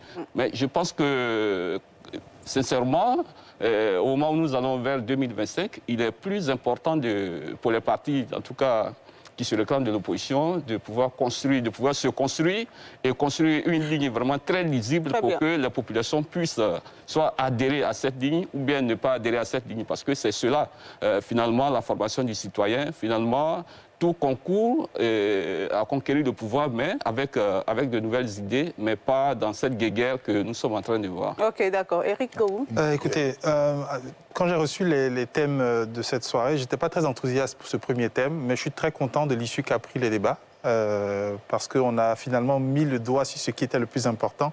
Est-ce que les alliances tissées par les hommes politiques entre eux dans leur bureau devaient forcément emmener les militants à suivre sans réfléchir? Moi, je suis très content. Je voudrais remercier l'internaute qui a porté la deuxième question. Et j'espère que le débat va continuer après, parce que c'est vraiment de ça dont il faut parler aujourd'hui. On espère continuer le débat, mais on ne va pas le refaire. Ici, à Kassangaré, il faut dire que le Front populaire ivoirien a toujours une approche démocratique, qui a toujours intégré sa base et au-delà dans les différents échanges. Il faut saluer la résilience du président Afin Guessa et du Front populaire ivoirien, parce que si on avait abandonné, comme certains avaient espéré, ce parti, quelles seraient aujourd'hui les attentes des populations? Et c'est ce qu'on nous dit sur le terrain. La plupart de ceux qui aujourd'hui reçoivent le Front populaire ivoirien comprennent qu'il est important que cet outil-là ait été maintenu. Et qu'il ait été maintenu et qu'il continue d'être au service des Ivoiriens dans la quête démocratique, dans la quête de cohésion. Pour moi, c'est très important parce que ce sont des thématiques qui vont nous permettre d'avancer.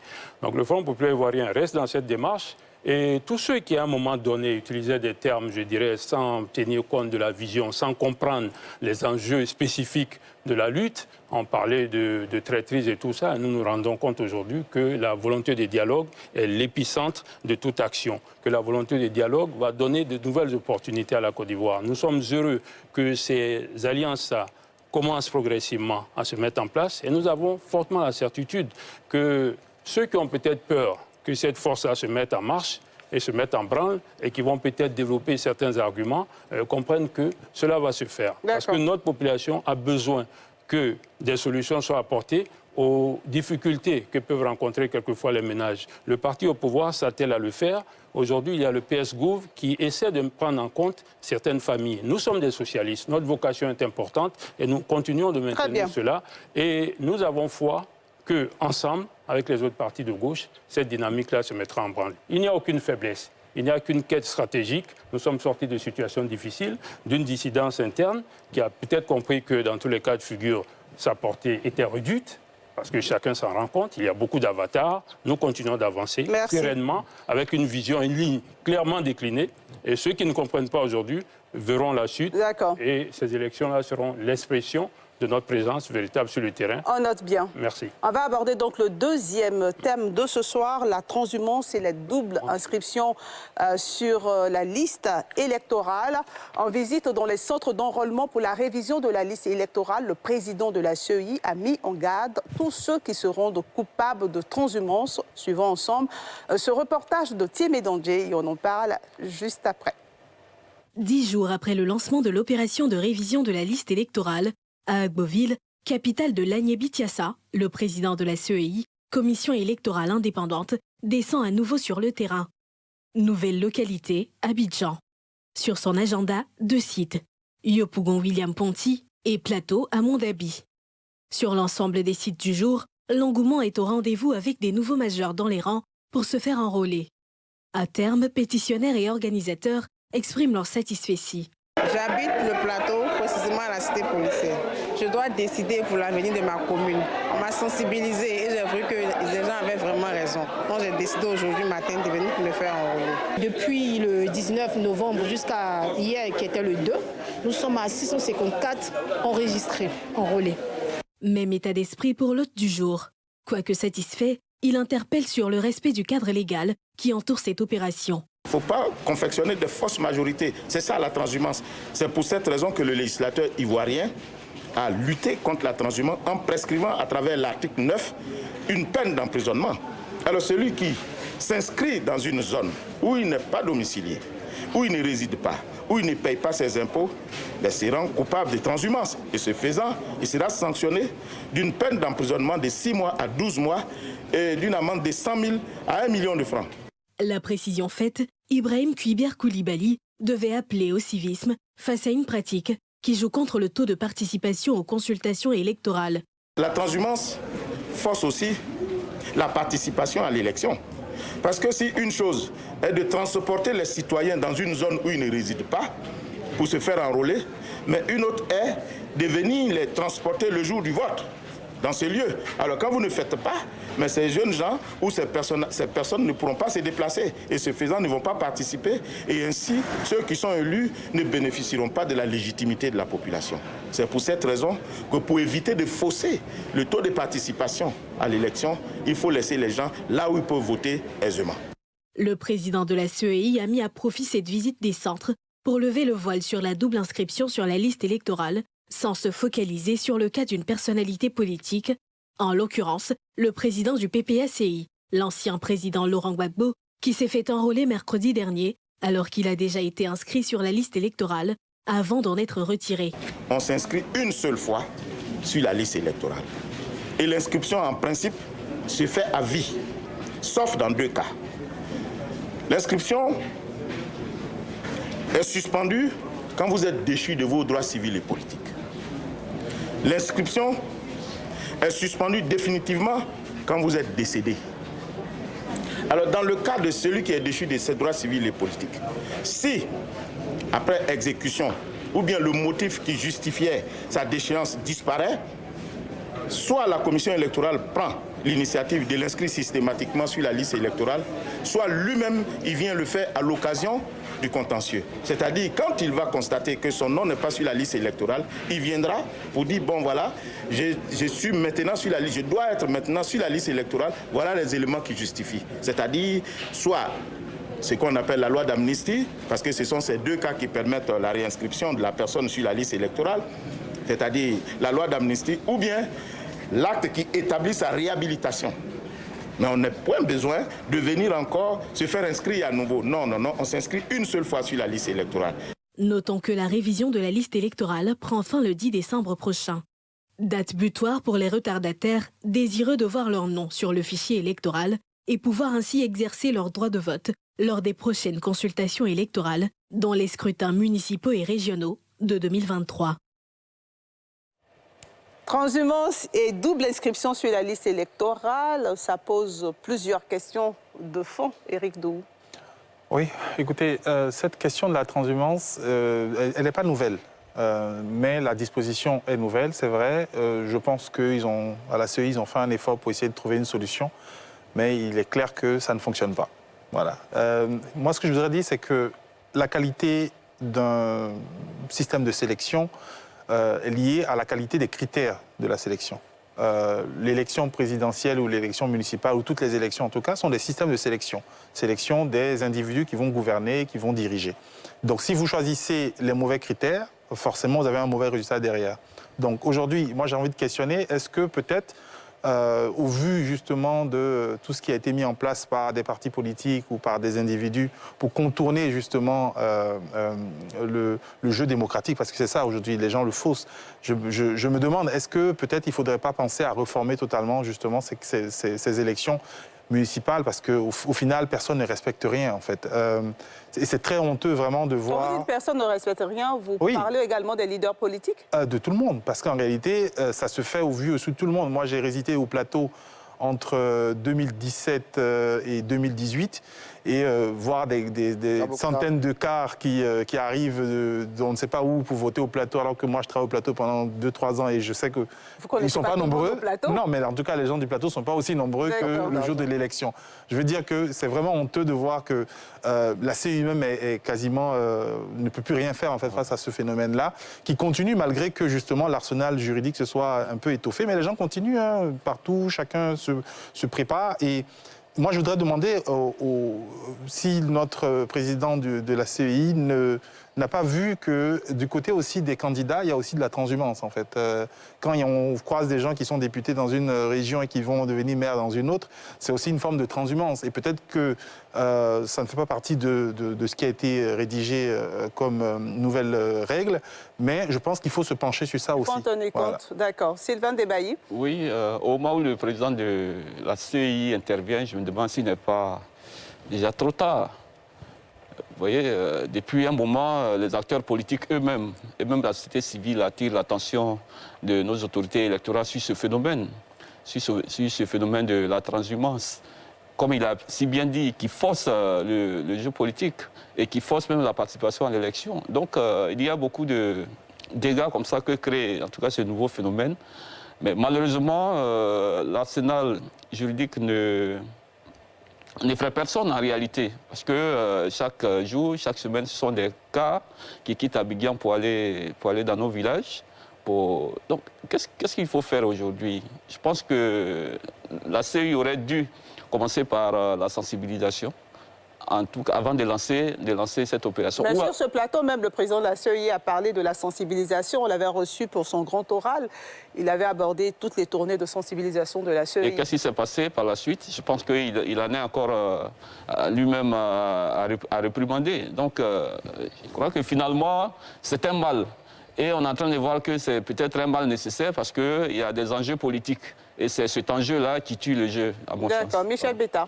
Moi, je pense que sur la question de la transhumance, le législateur a fait des efforts, mais c'est le citoyen lui-même qui a du mal à comprendre aussi. Hein, parce que là, bon, on le dit, il y a la menace qui pèse sur eux, c'est-à-dire tu es passible d'une peine de prison, d'une amende, mais ils n'ont pas encore arrêté de le faire. Mais je crois que si la révision avait lieu chaque année, comme cela est souhaité dans nos tests, on allait pouvoir réduire tant bien que mal cette situation.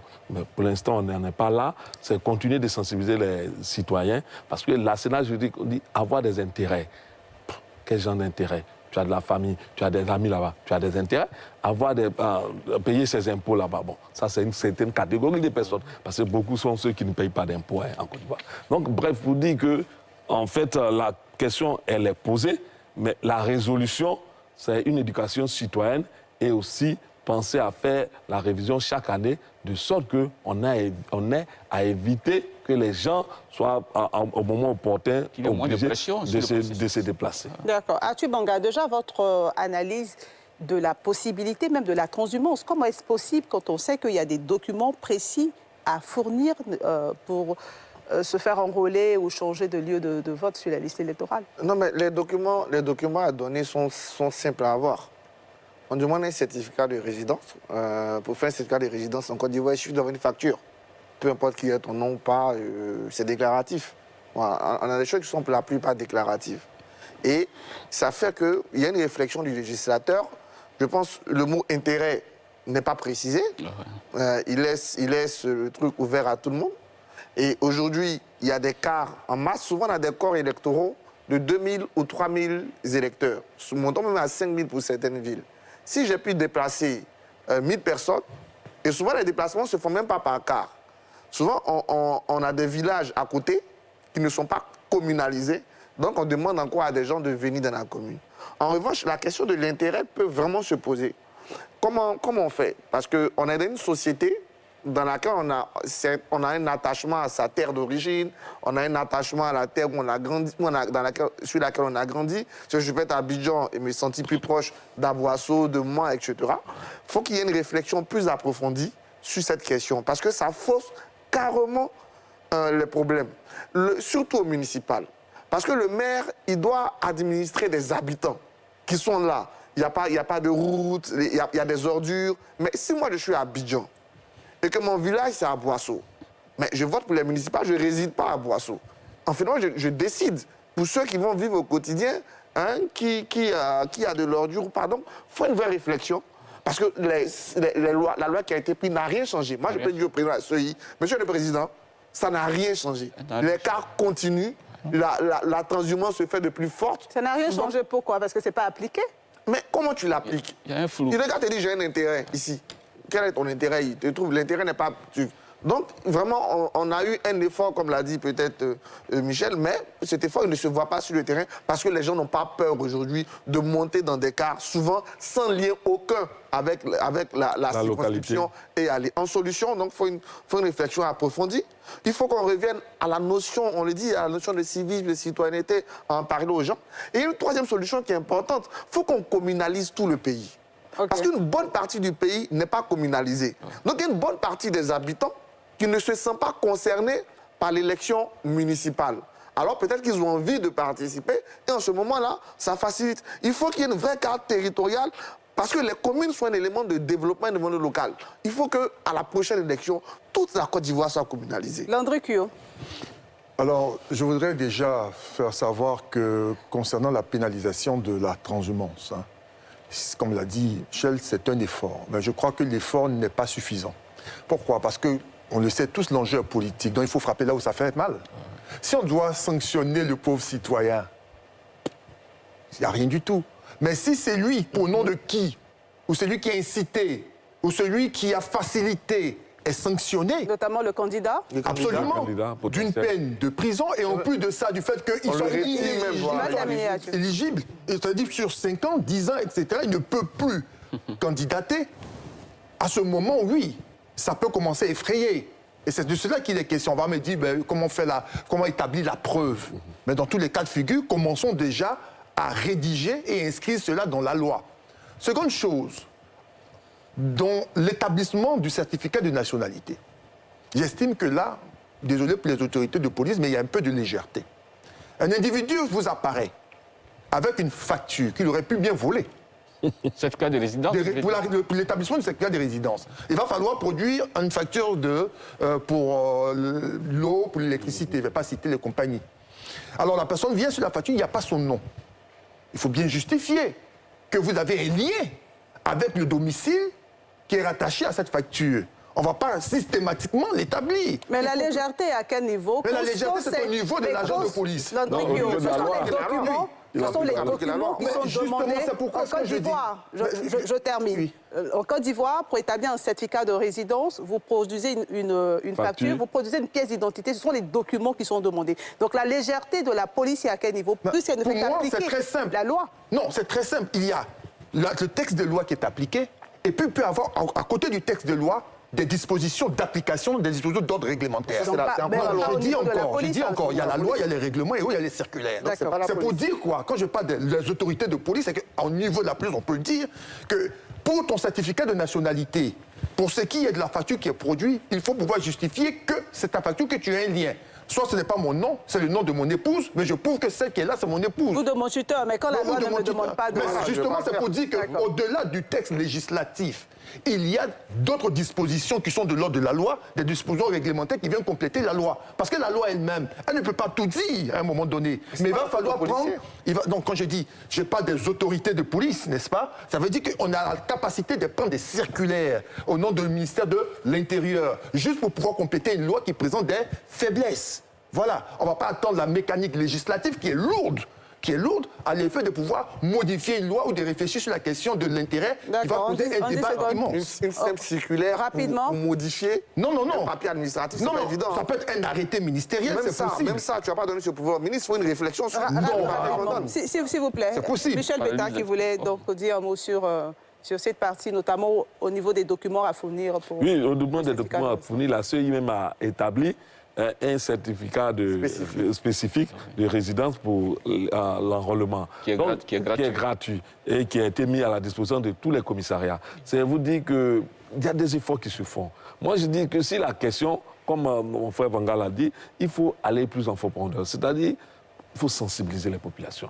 Parce que l'intérêt dans cette disposition de la loi pour éviter la transhumance, c'est de faire en sorte que ceux qui votent le maire, ceux qui élisent le maire, soient les premiers bénéficiaires de ces actions. Si tu n'as pas intérêt à bénéficier de ces actions, garde-toi de venir voter. C'est ça aussi. Donc c'est un peu les populations qu'elles comprennent que l'intérêt dans une commune, c'est d'avoir à faire en sorte que celui qui travaille pour vous.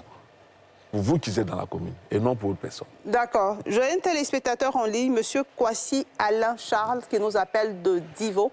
Bonsoir, monsieur. Bonsoir, madame. On vous écoute. Oui, effectivement, je voulais revenir un peu sur la transhumance. Je crois qu'aujourd'hui, s'il y a la transhumance qui existe, c'est un peu favorisé par la CEI.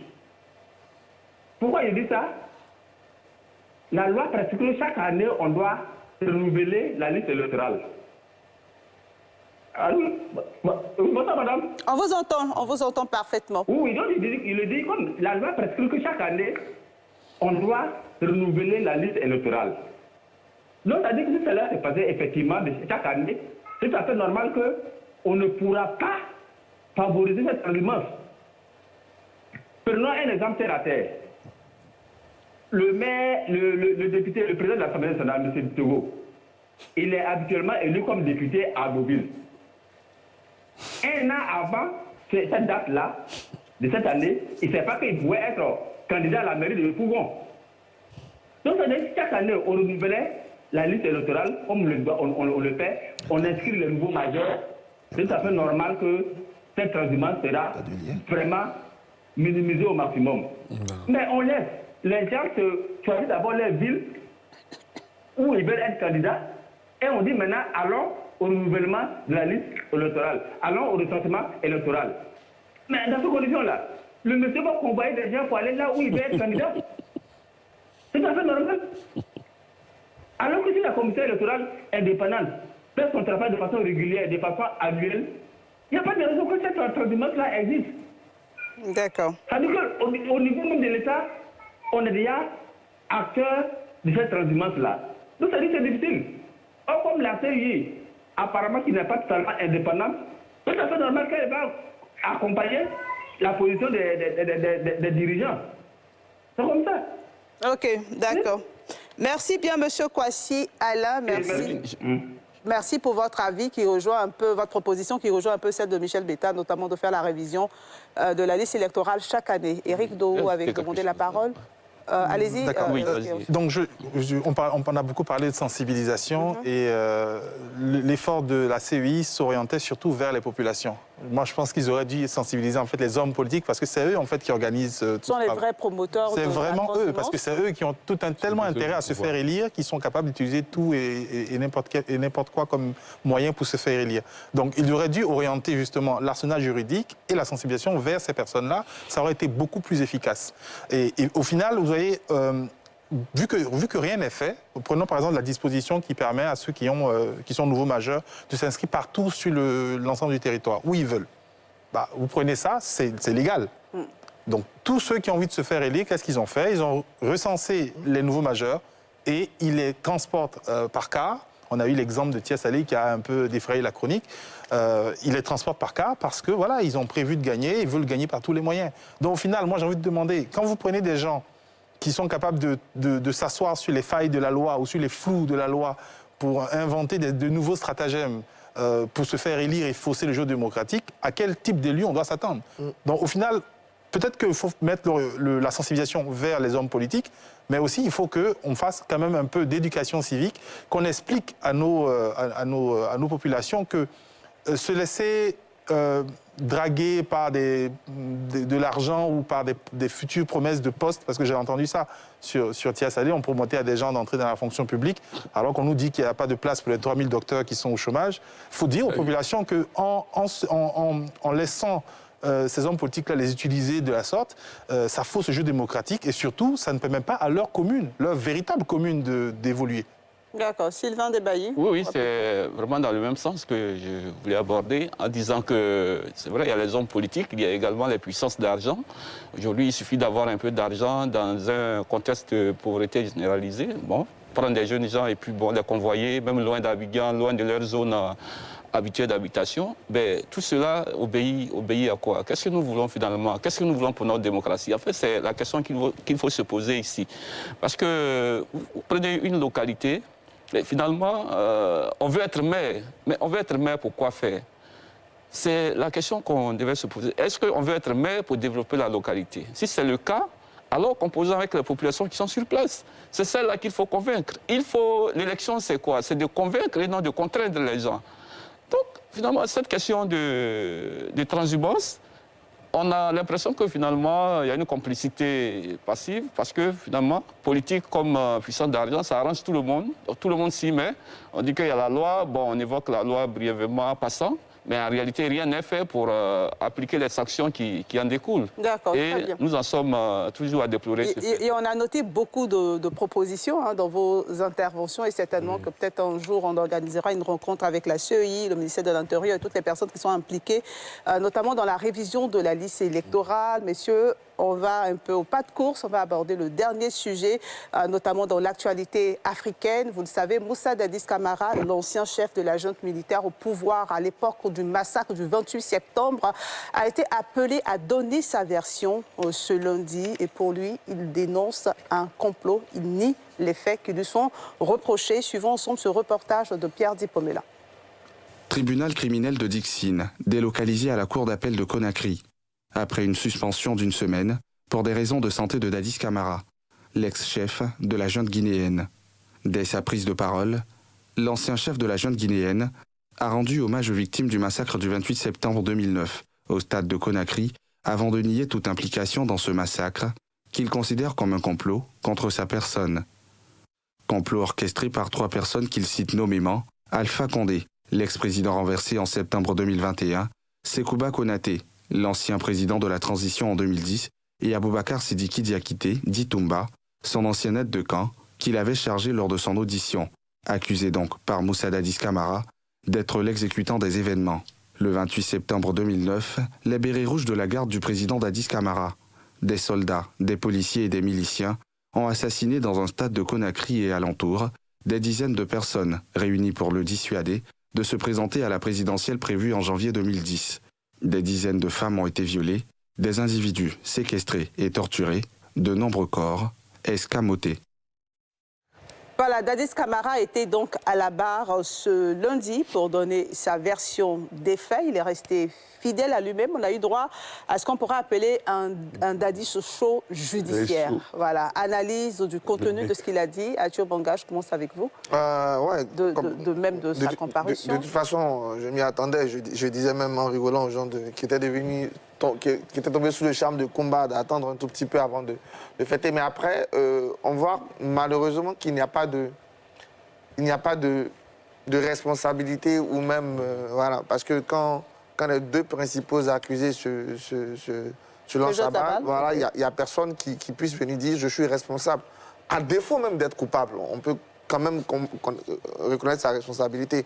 Après, j'espère que tout ce temps, on a une vraie enquête qui a soulevé de vraies preuves, qui a eu de bons témoignages concordants, qui a eu des éléments pour pouvoir incriminer, parce que sinon, ce qu'on entend jusque-là, c'est pas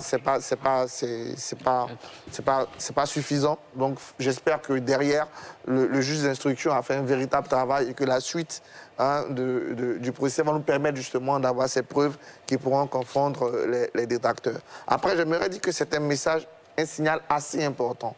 D'ailleurs, la deuxième fois en Afrique, n'oublions pas que on a quand même eu en Afrique le procès d'Hissène Habré.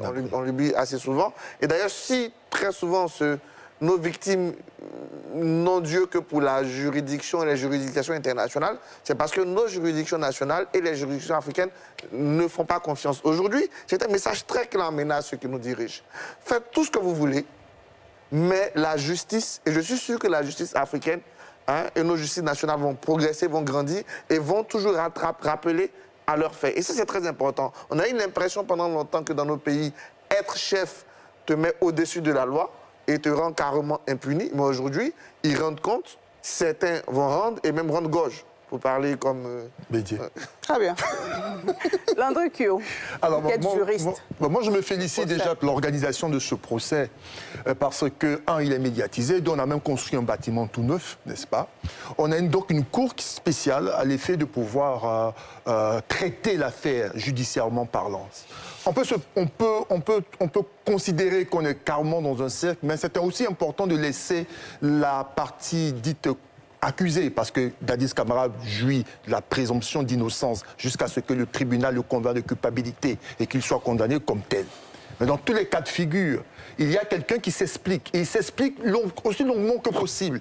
Mais vous pouvez donc considérer que cela est fait à l'effet de permettre aux professionnels, donc aux juges, aux procureurs, de pouvoir soulever les incohérences vis-à-vis de son propos, ou alors des cohérences. Parce que dans tous les cas de figure, ce que l'on recherche, c'est la manifestation de la vérité. Donc, d'un point de vue technique, c'est à encourager de faire pareille chose, et je suis fort heureux de savoir que ça mobilise énormément d'audience. D'un point de vue politique, c'est un signal très intéressant déjà pour la jeune qui est au pouvoir. Parce qu'elle montre que certes, elle est une jeune militaire, mais elle est en capacité de pouvoir conduire, organiser un tel procès et qui se veut un procès juste et équitable. Maintenant, il va falloir éviter que ce soit l'arbre qui cache la forêt, puisqu'au-delà de ça, qui certainement cristallise l'attention de l'opinion publique nationale et internationale, il y a des défis, il y a des exigences qu'elle doit pouvoir traiter à l'effet de pouvoir normaliser la vie politique et institutionnelle au niveau de la Guinée. Pour la suite, espérons qu'au final, les victimes ou les personnes qui leur ont survécu aient le sentiment que justice soit faite par rapport au verdict qui sera donné. Michel Betta, Dadis Camara qui... Oui, Dadis a pris le pouvoir en 2008, après un coup d'État. En 2009, il voulait être candidat et pour cela, l'opposition s'est levée et lui a dit non. Il y a eu le massacre 9 mois après sa prise de pouvoir, à peu près 9 mois après sa prise de pouvoir. Et en janvier, un autre président élu, Alpha Condé, qui a été élu et le pouvoir a été cédé à un civil. Ça vous dit que le règne des djihadistes a duré que quelques mois, mais on se rend compte des dégâts énormes qu'il a commis. 159 morts, c'est trop. Et aujourd'hui, la justice est en train de nous donner une leçon, que aucun crime ne doit rester impuni. Moi, je souhaite que, pour ce qui est des crimes, que la justice fasse son travail. Quitte après qu'on puisse amnistier les uns les autres et qu'on puisse vraiment trouver la parade. Mais il faut qu'on fasse le temps. Vous voyez, aujourd'hui, dans le procès, on voit que Dadis dit qu'il n'était pas responsable. Un chef d'État qui n'est pas responsable des actes de ceux qui sont sur sa responsabilité. C'est gros quand même. Et ça sonne faux dans les oreilles de tout un chacun. Mais ce que je vais faire remarquer, en plus du procès, il faut que l'Afrique s'en serve. Il faut que l'Afrique s'en serve. Parce que dans nos pays, on constate des coups d'État. On constate des massacres de population. À toutes les élections, on voit, aux élections de 2020, il y a eu des morts. Il faut que les procès s'en suivent. Les procès s'en suivent pour qu'on sache au moins ce qui s'est passé. Même si ce n'est pas pour condamner, mais pour qu'on sache ce qui s'est passé. Mais je vais dire, comme je le disais à certains de nos confrères guinéens, que vraiment, il ne faudrait pas que ce procès-là masque la réalité, comme a dit Kilo. Parce qu'il y a des défis énormes. Il y a la pauvreté, il y a la cherté de la vie. Mais depuis 2 mois, tout le monde est concentré sur le procès, au point qu'on oublie la réalité quotidienne de nos populations en Guinée. Et je veux qu'on sorte un peu du procès pour regarder ces réalités-là. Sylvain Debailly. Oui, un procès de Dadis Kabara, comme tout procès... Mais sur tout ce qu'il a dit. Oui, sur ce qu'il a dit. Mais je voudrais dire que, comme tout procès, celui-là, il est bon pour l'histoire même de la Guinée. Et il est bon pour donner un signal contre tout ce qui est impunité. Que Dadis, ce qu'il a dit, bon, moi je pense que... Il a dit tout à l'heure, il a fait simplement quelques mois au pouvoir, mais Dadis fait du Dadis. On l'a vu, cette façon de théâtraliser les choses. Dans sa stratégie, puisqu'il succède à Toumba, qui était déjà là-bas, et donc dans sa stratégie, c'est de se disculper, mais tout en visant lui aussi Toumba Diakité, qui était son ex-aide de camp. Et vous voyez, finalement, on a l'impression que tout ce qui est mauvais, tout ce qui est vilain là, ça ne trouve pas d'auteur, ça ne trouve pas de responsable. Ça, c'est quand cette mort, qui peut assumer la responsabilité d'une telle hécatombe? C'est quand même gros pour la Guinée. Et donc Dadis ne peut que... Vous voyez son monologue. Pendant plus de 30 minutes, il intervient, quelquefois même avec de la distraction, en évoquant même Platon, ses ancêtres. Voyez-vous, on n'est pas encore vraiment dans la vérité, mais comme l'a dit Arthur tout à l'heure, il y a eu des enquêtes qui ont été faites. Et donc, on le laisse pour le moment faire son show, mais le temps viendra de le confondre peut-être, sans juger toutefois de l'issue du procès. Mais je pense que pour ce qui est arrivé, il n'y a pas eu d'affrontement, ce n'était pas une guerre en Guinée. Il y avait une junte au pouvoir et il y a eu des massacres. Qui en porte la responsabilité? Je pense que dans les dires des différents intervenants, de tous ceux qui vont défiler là-bas, on trouvera quand même une faille pour, en tout cas, consoler les victimes. Et dire pour finir qu'aujourd'hui, voir les puissants d'hier à la barre, réduits à leur propre personne, devant des juges, devant des magistrats, je pense que ça devrait donner à réfléchir. Et comme l'ont dit mes prédécesseurs, il ne faut pas que la junte, même si ici c'est un bon acte, il ne faut pas qu'elle pense que ça lui donne... un blanc-seing. En tout cas... comment on va dire, c'est pas pour elle une opportunité pour dire que bon, elle est en train de bien faire et donc elle va s'éterniser au pouvoir. D'accord, très bien. Ce procès est aussi un procès de la junte actuelle. Elle doit se dire que si Dadis est aujourd'hui devant la justice, si eux ne font pas bien aujourd'hui, demain ils vont se retrouver là. Éric Doho. Ce procès m'a mis dans un... J'ai pas compris en fait. J'espérais voir de la contrition, j'espérais voir des regrets. De la part de qui? Dadis De la part des individus qui ont perpétré ces massacres et cette répression. Okay. Et puis on a assisté de façon très étonnante, on a assisté à un vaudeville, une pièce de théâtre où les gens venaient pour jouer peut-être leur dernier acte, leur dernier, je sais pas moi, coup de revoir en disant, bon, tiens, je vais faire un truc en partant avec du panache. Et c'est très dommage parce que moi, ce qui me gêne énormément, je suis ivoirien, peut-être je dirais ça concerne que les Guinéens, mais non. En tant qu'Africain, je me sens gêné de voir l'image que nous donnons au monde.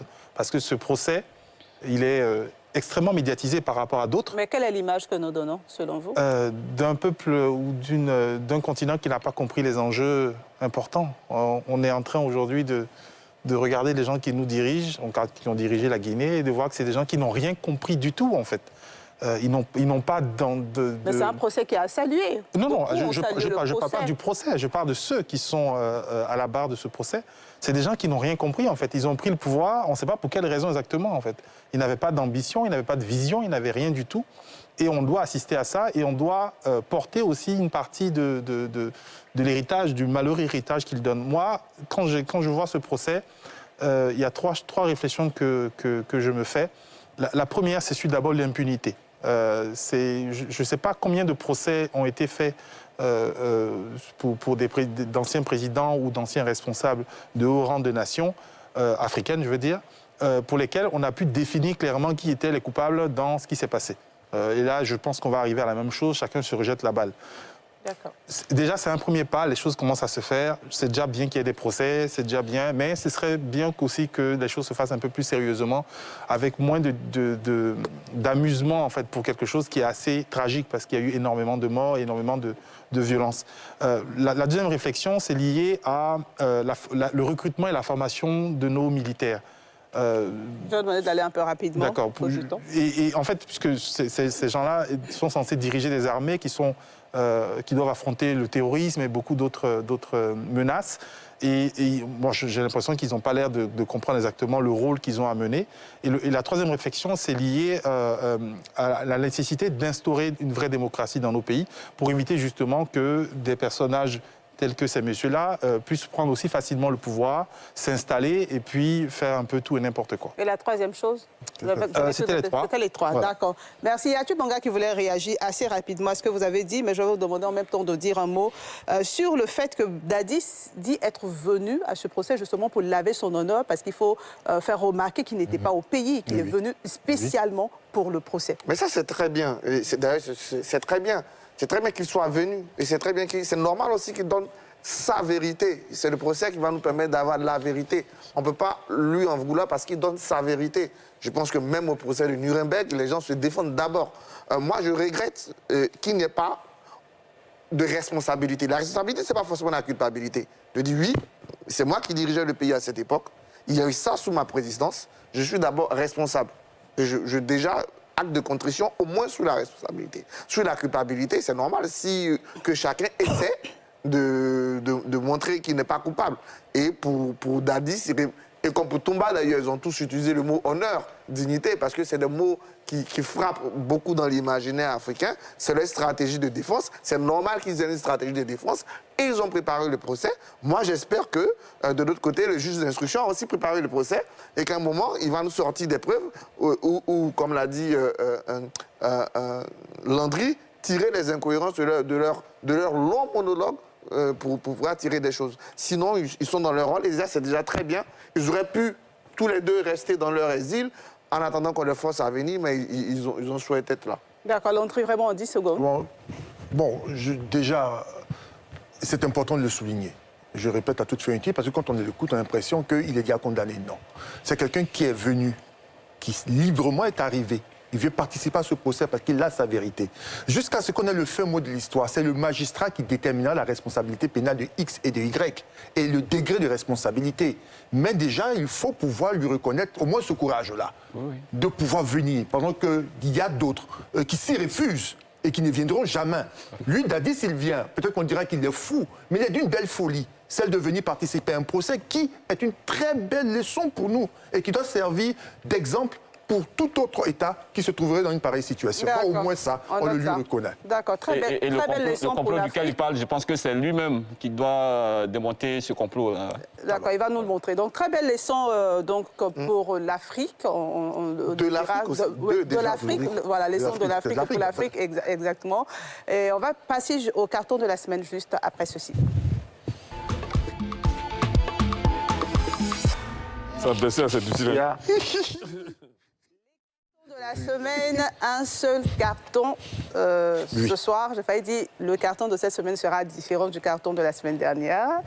Voilà, Arthur Banga, vous êtes prêt pour votre carton? Oui, carton d'abord, premier carton au ministre Souleymane Diarra-Souba, parce qu'il a soutenu ce 9 décembre une thèse de doctorat à Paris-Dauphine. Comme pour dire qu'on peut avoir les plus hautes responsabilités ministérielles et toujours faire fonctionner son cerveau, aller vers la recherche. Je suis très heureux de l'accueillir dans la famille des chercheurs. J'espère qu'il va continuer à nous faire des productions scientifiques intéressantes. Mon deuxième carton, c'est pour les présidents de la JPDCI urbaine et de la JPDCI estudiantine qui ont osé donner un son différent, qui ont osé réclamer un congrès ordinaire, c'est très bien. Et mon dernier carton vert, c'est pour NCI, pour la Coupe du Monde, la magnifique Coupe du Monde que vous avez fait vivre, avec de très bons commentateurs. Je pense à Nasser Eddy Nicolas, que j'ai découvert avec beaucoup de joie. Et malheureusement, toujours la mort dans l'arbre. Je suis obligé de donner un carton vert à Messi, à l'Argentine et à tous les fans de Messi pour leur victoire. Mais la mort dans l'arbre. Merci pour le carton. Peu importe comment il est donné. Landry Kio est très heureux de ce carton-là. Bien sûr. Alors moi, j'ai deux cartons. Le carton à NCI, c'est un carton d'évidence, bien sûr. Mais je voudrais donner d'abord un carton au Conseil national des jeunes de Côte d'Ivoire, dirigé par mon jeune frère Ibrahima Diabaté. Aujourd'hui, il faut faire savoir aux Ivoiriens qu'il y a une très belle organisation qui est portée par un jeune brillant et audacieux et qui a organisé au cours de la semaine une très belle activité dans le nord de la Côte d'Ivoire, dans une zone qui est minée par la menace terroriste. Il s'agit d'avoir le courage de s'y rendre. Je connais beaucoup qui n'auraient pas ce courage, de passer du temps avec ces jeunes, leur parler, leur dire que la Côte d'Ivoire... On ne va pas trop développer Landry, c'est les cartons. C'est important de le dire, parce qu'ils sont aussi de la Côte d'Ivoire et il faut pouvoir penser à eux au quotidien. Et le second carton à mon ami Léo, qui nous a fait vivre un moment fort de notre histoire. C'est important de le voir remporter la Coupe du Monde, parce que pour moi, c'est quelqu'un qui montre suffisamment d'humanité. Et cette humanité, elle a été récompensée par le génie qui l'incarne. Et Léo, mon ami, de là où tu es, sache que je t'aime. Merci. Merci pour ce carton vert, Michel Beta. Bon, mon premier carton, c'est bien entendu Annecy, pour nous avoir gratifié de la Coupe du Monde, depuis le début jusqu'à aujourd'hui. Avec un beau plateau, de bons consultants. J'en rajoute. C'était vraiment félicitations à vous et félicitations à toute l'équipe dirigeante. Mais mon deuxième carton, c'est le carton jaune aux organisateurs des spectacles. Voyez-vous, aujourd'hui, nous sommes approchant des fins d'année et il y a beaucoup de spectacles, mais il y a d'autres spectacles pour lesquels les Ivoiriens ont payé leur ticket et il n'y a pas d'artistes. Et vraiment, je pense que sur ce plan-là, le ministère de la Culture doit faire un peu un effort pour trier ceux qui organisent les spectacles, de sorte que, même quand il n'y a pas l'artiste, on puisse rembourser, on puisse ramener l'argent de ceux qui ont payé et puis après ils se retrouvent comme foués. Voilà un peu ce que je peux dire pour ce... Sylvain Debailly. J'ai un premier carton, il est vert. Carton vert, on a suivi cet après-midi la finale de la Coupe du Monde et je voudrais vraiment donner ce carton vert. Suivi sur la nouvelle chaîne ivoirienne. Sur la nouvelle chaîne ivoirienne, bien entendu, avec les beaux commentaires de Nasser et son confrère. En tout cas, ce carton vert à Kylian Mbappé, la France a perdu, c'est vrai. Mais on a vu un grand Kylian Mbappé, on a tout le bien qu'on pensait de lui. En tout cas, il a prouvé qu'il était à la hauteur. Il a 21 ans, 22 ans, si 24 ans. Il a encore quelques Coupes du Monde encore devant lui. Je pense que c'est un jeune que nous devons tous encourager. Et je pense que ça console Arthur Banga. Oui, naturellement. Merci. Un deuxième carton, également carton vert à un jeune Ivoirien qui fait beaucoup, Rissel Loré, qui vient de lancer son 4e Ouzou, qui est un document qui ressasse en tout cas les talents ivoiriens, aussi bien au plan local que dans la diaspora.